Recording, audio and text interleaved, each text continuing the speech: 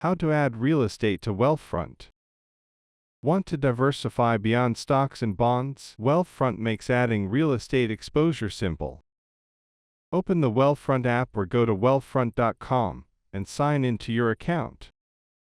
From your dashboard, tap your account, then select Edit Portfolio or Adjust Investments. This is where you can add or remove asset classes.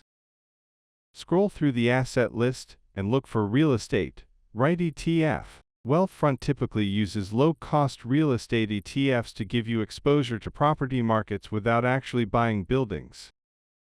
Use the slider to choose how much of your portfolio you want in real estate, whether it's 5%, 10%, or more. Remember, more real estate means less allocation in other assets like stocks or bonds.